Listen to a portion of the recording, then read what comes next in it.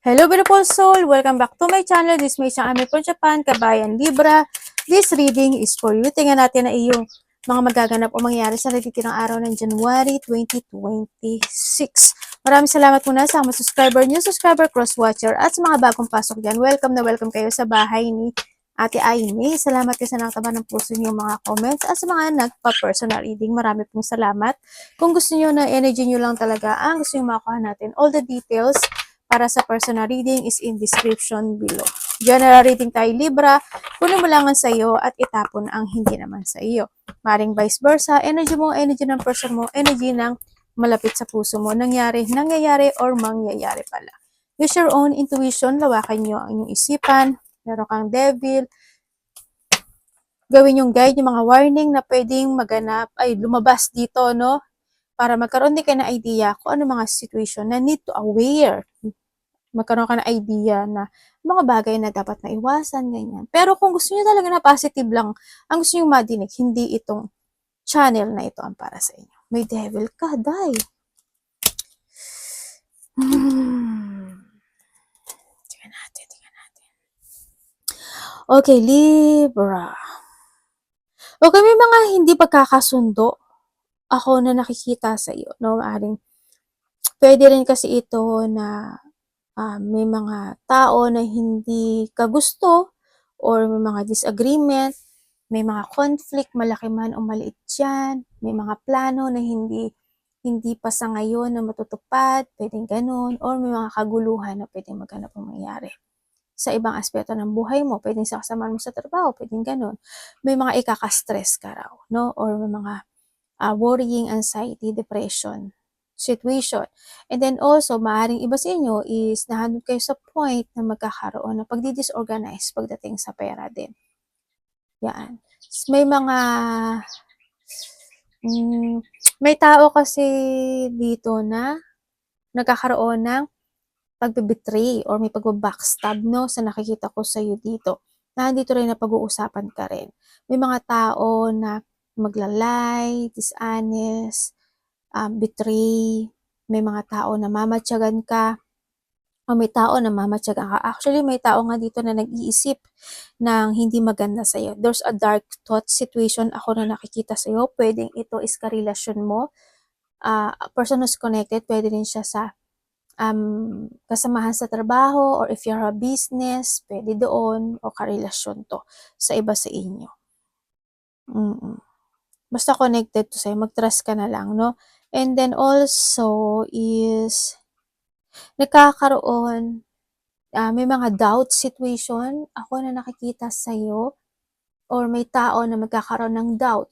Pwedeng gano'n, no? Vice versa sa'yo. Ayan. May paghihintay eh. But still is, may happiness naman ako na nakikita sa'yo. May mga abundance, happiness, good news situation. Yun nga lang, bakit kaya no? Bakit kaya nagkakaroon ng hindi magandang energy? Night shift ka ba? Or nahandun ka lang sa sitwasyon mo na minsan nagigising ka sa gabi, no? Pagising-gising ka or konti natutulog mo, pwedeng ganun. Nagkakaroon ng struggle, in some aspect of your life. Mag-ingat ka na lang, Pwede rin na may mga tao or may tao dito na may mga hindi magagandang sasabihin sa'yo. May cheating. Ingat ka na lang kung sino yung mag-cheat sa'yo, no? Sa nakikita ko dito.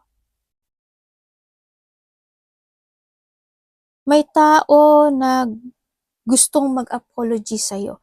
Kilala mo na siya. Pwedeng this person is nagkaroon, I don't know kung magsasalita siya ng apology or magpaparamdam lang sa sa'yo, no? Ganun ang nakita ko dito. Maaaring itong tao na to is nakakaroon na kayo ng hindi magandang connection nito. Nagkaroon ng lamat dito sa connection nito. And they want ng apology sa'yo. Naiisip ka niya eh. Baka kumonekto sa'yo. Yung iba sa inyo, you are stuck, you're stagnant, or you are feeling trapped in your situation in life. Mag-ingat ka lang sa mga nangliling lang sa'yo, ha? 32, 13, 23, 26, 32, and 27, Libra, Leo, Gemini, Virgo, and Pisces.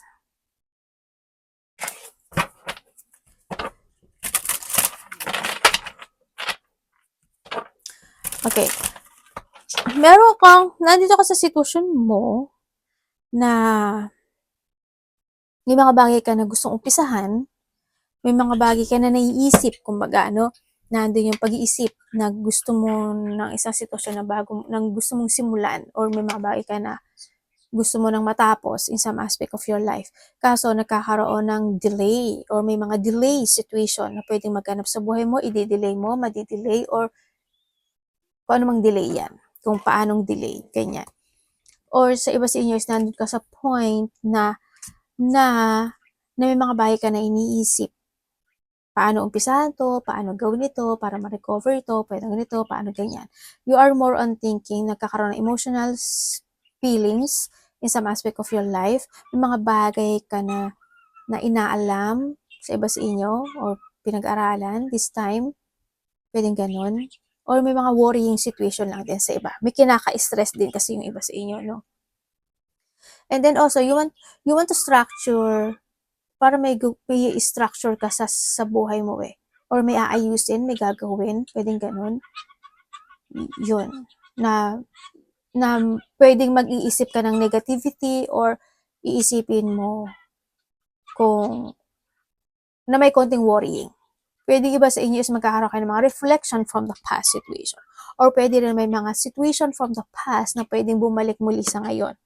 Or maganap muli sa ngayon. Or gagawin muli sa ngayon. Nandun ka sa point na yun, no? Sa nakakita ko dito. Magkakaroon ng mga transformation, or maybe you are thinking about transformation in some aspect of your life. May mga papers and documents ako na nakikita sa'yo. Pwedeng may mga ipapasa ka, isusulat, aayusin, kung ano man yan. Or maybe yung mga dapat nagusot, na gusto mong ayusin, pwedeng ganun. Kung saan connected yung papers and documents mo, maaaring makaka-receive ka, pwedeng ganun, di ba? Iba sa inyo is makaka-receive, may mga isusulat kayo, no? Pwedeng ganun. May marireceive kang text message, or text man yan, or messages, or hagaki, or letter, or a news, pwedeng ganun, na ikaka-worried mo. Yun, ang nakikita ko sa iba, ha?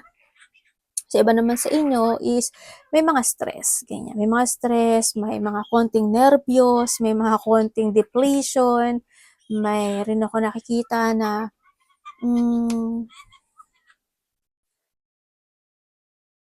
losing something valuable, ang sinasabi. I don't know in what way. Yeah, losing something valuable, or maybe sa iba is may mga pagnanakaw na pwedeng maganap sa'yo. Pwede rin ito is pagnanakaw ng kung anong nakaw. Pagnanakaw ng relasyon, pagnanakaw ng idea, pagnanakaw ng kung anong bagay yan. No? Pwede sa iba sa inyo ganun. Iba sa inyo mahilig kayo sa kape? Okay, nandito rin sa ibang sitwasyon nyo is meron kang pag-aaralan. Parang iba dito, parang may pag-aaralan ka. Meron kang i-research. Meron kang gustong malaman. Or meron kang gustong siguro nga thirst of knowledge, or may mga researching situation kasi ako na nakita sa iyo, no? Also, may mga iba sa inyo, there's a mystery, or may mga taong masekreto, or yung may mga bagay siguro na pinag-iisipan mo na if this person is may secret pa to, nagsisinungaling, pwedeng ganun. Yung mga gusto ka kasing malaman din sa iba sa inyo, no? And then also, yung iba sa inyo is mag-trust ka daw sa intuition mo. Mag-trust ka. Sa iba sa inyo may mga papuri May mga papuri, ganyan. May mga ibig sabihin magandang mangyayari. Papuri, and then may mga i-imaginein sa iba sa inyo. Yun ang nakikita ko. Meron ako nakikita na either may bago kang makikilalang bagong tao, or there's a new member of the family ako na nakikita na parating sa'yo. Pwedeng member of connection, new member of connection, o kaya is may mabubuntis, may buntis, or may mga anak. Pwedeng ganon. Or may mga bagong pet, no? Or pwedeng yung pet mo buntis o mga anak. But you need to be aware din, sa nakita ko sa iba sa inyo, kung may mga ganon situation, umiwas na lang kayo sa stressful, no? Kung sino man yung tao na yon, kasi medyo delikado rin kasi. Wag mag-overthinking pagdating sa ganun ano, or wag bigyan ng stress yung tao na sa situation na yon, kasi pwede yun is mag-cause ng hindi magandang outcome dito. There's a new beginning happening to your life. Yun nga lang, kaso ang nakikita ko parang nahihirapan ka ata or naguguluhan ka dito.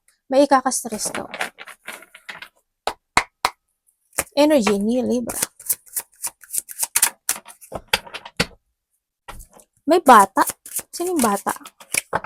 Pwedeng may bata na kukonect sa'yo, or pwedeng yung bata na to ay medyo na-stress siya, or isa ang makapagbibigay sa'yo ng stressful. Pwedeng ganun, vice versa. But there is also a playful person. Hindi ko alam kung sino sa buhay mo yun.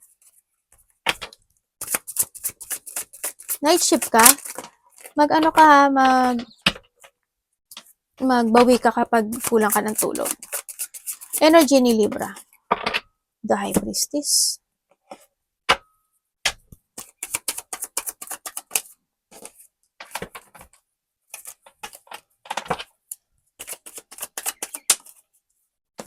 Energy mo. Okay, energy mo na nakikita ko sa'yo dito is may mga bagay ka raw na iisipin, no? May mga situation ka na parang magkakaroon ka ng pag-isolate eh. I don't know why. Maybe sa trabaho mo, sa mga bagay na gusto mong gawin, o pwede rin sa pera, or pwede rin na ito is sa emotions, ganyan. Ako nakikita sa'yo. Or mga tao na nasa paligid mo. Yun, na may mga sitwasyon kasi na mapi-feel lonely ka, sad, ganyan. May mga pag-iisip ng mga bagay. Iba naman sa'yo siguro mas more kang magpo-focus this time to yourself, magpo-focus ka this time sa mga sa tao na nagbibigay sa'yo ng pagpapahalaga, nagbibigay sa'yo ng pagmamahal, pwede ganun. Mas more magiging more on quiet ka kahit na nakakaramdam ka ng konting lungkot or nag-isolate ka sa sarili mo. Mas dun ka, magiging more on quiet ka sa sarili mo this time sa nakikita ko sa ito. Iba dito is may mga pag-iisipan ka raw na bagay-bagay. Yan. Siguro mas magiging, iba dito medyo may pagka-sensitive, ano?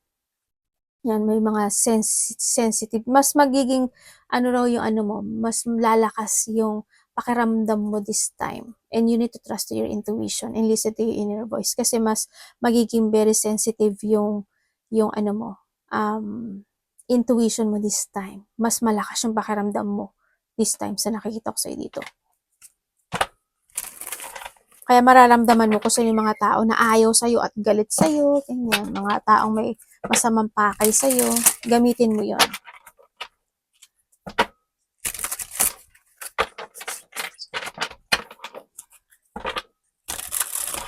Sana hindi kayo nagsisisi, no? Kasi ang nakita ko ito, baka iba dito nagkakaroon o magkakaroon ka ng mga bagay na pagsisisihan. Yung siguro ay sana hindi ko na lang ginawa yun, sana ganito, sana ganyan, sana pinag-isipan ko muna, sana wag ganun. Tingnan natin ang parating kay Libra. Parating po.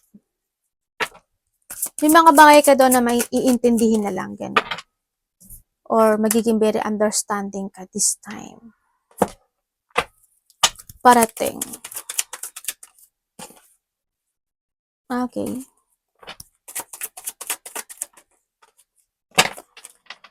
Okay. Okay, parating sa iyo.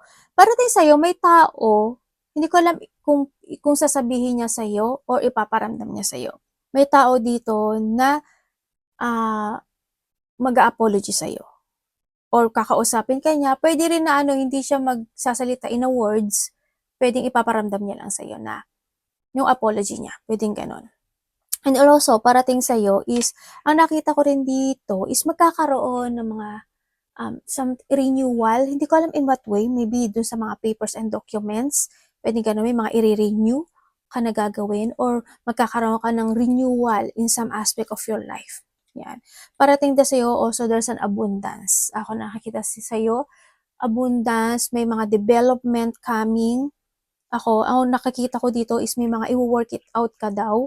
Pwede may mga gagawin kang kukumpunuhin, aayusin, pafokusan, papraktisin, mamasterin, o kaya is masa kung ano may i-work it out mo. No? May mga ganun ako nakikita sa'yo. Parating din sa'yo is there's a new direction happen nito. Parang new beginning na rin siya, no? Sa nakikita ko dito. Yun. Nakikita ko rin dito is parang there's a group of people or a group situation ako na nakikita na pupuntahan mo or or hindi ko alam kung if you are a leader or pupunta ka sa sa lugar na maraming tao, pwedeng ganun. Or may group ako nakikita dito. Yun. And then also, may mga union, no? Ako nakikita sa'yo. May mga union na magaganap o mangyayari. Pwede na may tao ka na makikilala. Alam mo may tao dito na may mas bata sa'yo na tao na kukonek sa'yo. Mas bata to sa'yo. Sabihin ko meron tayong Sagittarius, meron kang Cancer, meron kang Aries, meron kang Virgo. Ang sinasabi ko yung mga main lang, meron kang Libra. Yun. Kung ano mang element siya. So, nakita ko dito, no? Yun ang nakikita ko sa'yo. Also, iba dito may mga creativity, happiness, and yun nga, abundance, saka may mga new idea and mga new opportunities na darating sa'yo. Ang daming darating sa'yo. Kung sino man tong bata na kukunin na to, hindi ko alam eh. Siguro magkakaroon ka ng connection sa isang bata or may mas bata sa'yo na kakausapin ka. Yun. Or may tao na basta there's a working situation ako na nakita. So, iba sa inyo, yung may mga bonding situation happen. Yan.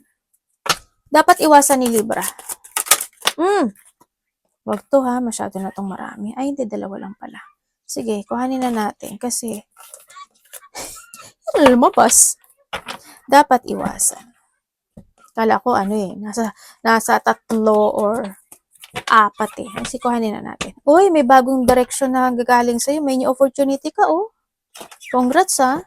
There's a luck situation. There's a change of fortune happening to your life.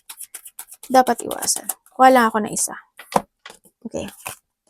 Dapat mong iwasan. Iwasan mo daw yung wala kang matutunan sa nakaraan mo. No, iwasan mo yon. Iwasan mo magkaroon ng mga pagpapaliban sa buhay mo. Iwasan mo na hindi ka maging wiser and stronger this time. Siyempre, whatever holding you back sa nakaraan, this is the time to let it go or leaving behind, no? Iwasan mo yung magkaroon ng delay situation o hindi ka magkaroon ng paghihigpit sa lahat ng aspeto ng buhay mo. Pwedeng sa mga iniinom, kinakain, sa pera, or in relationship, no? Kung saan man yan, iwasan mo yung malack of direction ka, iwasan mong gumawa o mag-aksyon o mag-desisyon or magstay in a situation na pointless, no? Ganyan. Iwasan mo siguro yung ma-stuck ka sa situation mo. Yun, iwasan mo na hindi ka magbigay ng effort or hindi ka magkaroon ng pag-control sa lahat ng bagay o sa lahat ng sitwasyon sa buhay mo. Yung conflict, puot, galit, katamaran, yan, yung ma-uncontrol ka, ma-stagnant or struggle, yan, iwasan mo yan, no? Kailangan mo lang din talaga dito na, yung mga pag-aaway, alam ko naman na hindi ka pala-away. Yung mga magkaroon ka doon ng mga bagong plano, bagong strategy, mga bagong perspective in life. Yan, gamitin mo daw yung iyong karunungan or katalinuhan. Kumbaga, kung may mga sitwasyon na kailangan mo ipaglaban or kailangan mong gawin or i-pursue, gawin mo, ha? Love, kapatid, anak, magulang, karelasyon, kaibigan, pamilya, Libra. Please show me. Love.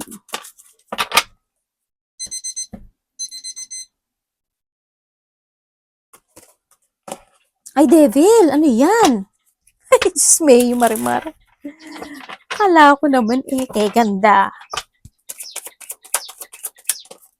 Ay, devil! Tayo dyan. Galileo, Galileo. Okay, kung ikaw is single. Ba, may dalawang tao ako nakikita sa'yo. Huwag ka papasok sa sa third party relationship, or wag, kung meron ka, wag ka nang pumasok sa third party, ha? Hindi rin maganda to. Tandaan mo, ikaw rin na magsasuffer dito. May parating sa'yo. Maaaring iba sa inyo makakaroon kayo ng connection sa isang tao. Pwede na may nakakausap na kayo. Ganyan. Pero na-stuck to no? So nakita ko dito. Magkang kumuha ng isang relationship na ikaw rin yung problema. Kasi dito is maaring may makikilala ka na either this is ibang bansa or magkaiba kayo ng lugar. Ganyan. Ingat ka na lang. Nasa'yo pa rin yan. Sa mga single dyan. Okay, kung kayo naman is nagkahiwalay, oo, nagkaroon na ng actually, hindi maganda energy. Nagkaroon ng pag-aaway, nagkaroon ng, kasi isa sa inyo is there's a boundaries, no? Nagkaroon tagal ng struggle in this relationship, nagkaroon ng mga disappointment, hindi naging masaya. Actually, hindi to love this is not love, no? This is more on obsession. Ang nakikita ko dito sa relationship is very toxic ng relationship na ito. Hindi masyadong naging maganda yung relationship. Ang toxic niya. Nandun yung point na mga pagsisinungaling. Pwedeng both of you may mga pagsisinungaling na naganap or isa-isa lang sa inyo, pwedeng gano'n. O kaya may mga secret, ganyan, nandoon yung boundary situation hanggang sa dumating yung nahang lang yung isa sa sitwasyon na ito, nagkaroon ng mga pangakuan, pero naging masyadong matagal, need to heal, nagkaroon ng pag-move, puro kasinungalingan at secret, hindi naging masaya na ang sitwasyon. May mga sitwasyon na they try to work it out pa rin yung relationship, pero hindi siya talaga love no? Dahil lang ito sa something, I don't know, kahilingan ng isa sa inyo. But this is not love. Maaring ito is tirabaho ka lang nitong tao na to, or maybe ikaw ito ha. Kung lahal mo siya, maaring siya, tirabaho ka lang talaga niya. Pero ang nakita ko dito is both of you, maaring may mga lihip, or may mga basta naging masyadong toxic yung relationship na to. Kung kayo naman is in the relationship, it's more on obsession. Parang nandun kayo sa point na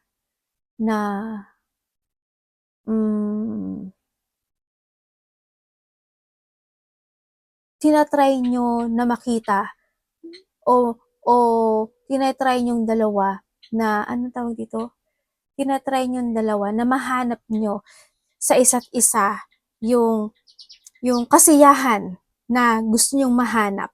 Nandun kayo sa point na yon, no? Yun na nakikita ko sa inyo. Pero syempre, minsan, may mga disappointment, hindi maaalis yun. Kumbaga doon yung, itong relationship na to, it's more on stuck. I don't know why, pero this is a stuck relationship. It's more on stagnant. It's more on trap. Itong relationship na to, nahandun din may mga bagay o sitwasyon na naghihintay lang din siguro yung isa, no? Or naghihintay na if this relationship is mag-grow pa more or hindi, na do sa point, may mga bagay na they try to recovering yung situation when it comes in this relationship. May mga bagay na isa rin sa inyo kasi siguro hindi nyo nagbubulag-bulagan na lang, o kaya umo-oo na lang, kahit deep inside ayaw ng isa, pwedeng gano'n, nandun kayo sa point na yon. Ako nakikita sa inyo. May mga struggle din naman ako na nakikita. But, well, kung masaya naman kayo, why not, di ba? In what way yung stagnant, trap, or stuck, I don't know, pero handun yung point na yun. Ang dami mo naman devil pagdating. Pwede rin naman sa iba sa inyo is nahandun yung point na toxic, nagkakaroon ng toxic in this relationship. Pwedeng both of you is toxic, Kasi minsan hindi natin maamin din sa sarili natin na toxic tayo, di ba? Pero deep inside, may mali rin naman talaga tayo when it comes to our relationship. Nandun din yung sa point. Kaya we need to accept it. And we need to fix it, ha? Pagdating dito sa situation. Tingnan natin ang iyong money. Kumbaga, sa relationship din na ito, is maybe there's a blockage, o kaya kung same age, kung same kayo ng babae to babae, lalaki to lalaki, pwedeng ganun, doon kayo na-i-stuck, diba? Yun. O kaya, kung may mga yung iba kasi, it's more on obsession eh, ang nakikita ko dito sa relationship. Parang pinupunuan lang ng isa yung kakulangan ng bawat isa. Pero, hindi siya ganun na nagsasucess o hindi siya ganun na nako-conflict yung emotions na yun, na doon sa sitwasyon na yun. Money. Pangat ang money mo. Ano po ito? Money or work to, ha?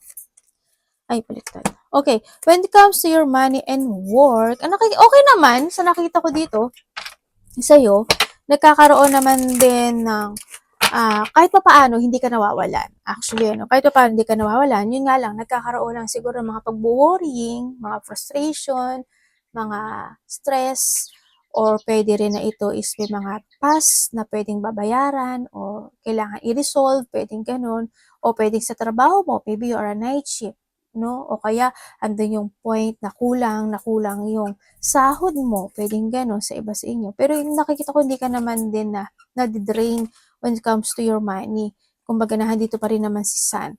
Yun nga lang, mas marami lang talaga siguro yung lumalabas than pumapasok. May mga tao or may tao rin ako nakikita sa'yo na maaaring hihingi sa'yo ng tulong pagdating sa money mo. Or maybe someone is magbibigay o makaka-receive ka sa kanya ng money. Sana kung magbabayad siya ng utang, magbayad na siya, no? Yun ang nakikita ko sa iba sa inyo. May mga abundance pa naman na parating. May travel ka. Advice kay Libra.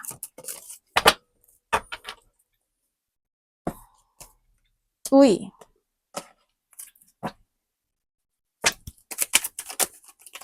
Uy. The Aces.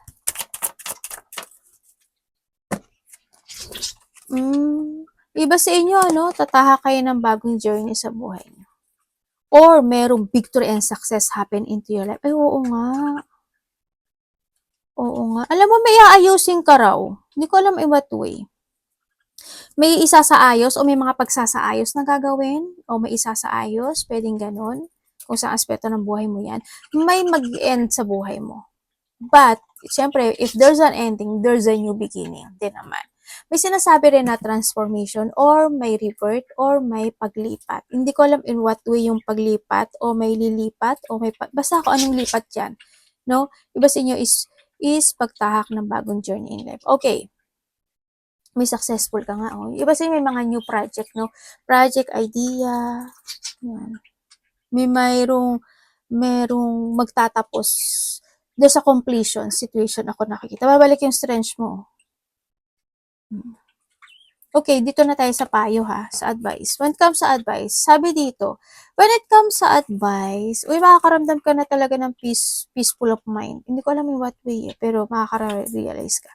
Ito na, udot talaga si ate. When it comes sa advice, ito. When it comes sa advice, you need to trust to your intuition. Kung may mga idea ka na naiisip na you want to pursue any idea, or gusto mo kausapin man yan, gusto mo i-pursue yung idea na yung gawin mo. Kasi it will be success. Sinasabi nito. Be responsible sa lahat ng aspeto ng buhay mo. Kung may mga time na kailangan mo rin mag-rest, magbigay ng time o space sa sarili mo, kailangan mo mag-meditate, mag-quick time, mag-rest, gawin mo, no? Hanggat maaari, hanggang sa bumalik yung iyong strength, syempre. And syempre, kung may mga bagay na naumpisahan mo, is kailangan mo rin daw tapusin in a good way, sinasabi dito. And then, speak out. And kailangan din sa'yo is mental clarity, mag-concentrate, and syempre, mag-focus ka sa mga opportunities na darating sa buhay mo this time. And ibalik mo daw yung power mo, no? dito. Tsaka sinasabi dito is, yun nga, alam ko naman na nagpapakatotoo ka sa sarili mo. Kung may mga bagay o sitwasyon na need to let it go, need to cut it. Ang sinasabi rin dito na and start ka ng new journey in life. There's a beginning of new journey in life na mangyayari sa'yo. Pwede mo iba dito mga project, yan, mga bagong project, mga bagong situation, mga bagong creation, maaari may mga bagong kang makikilala this time, or hindi yung mas more ka mai-inspire this time to a new beginning happening to your life. Pwedeng ganon. Yan, basta there's a victory, there's a successful situation. Mag-trust ka daw, may mga situation daw na mabibision mo na. Pwedeng iba dito, basta may mabibision ka na problem into your life. Or basta ko ano yan, mga struggle, problem, may mabibision ka raw. Makiramdam ka. Arigatou namasikates.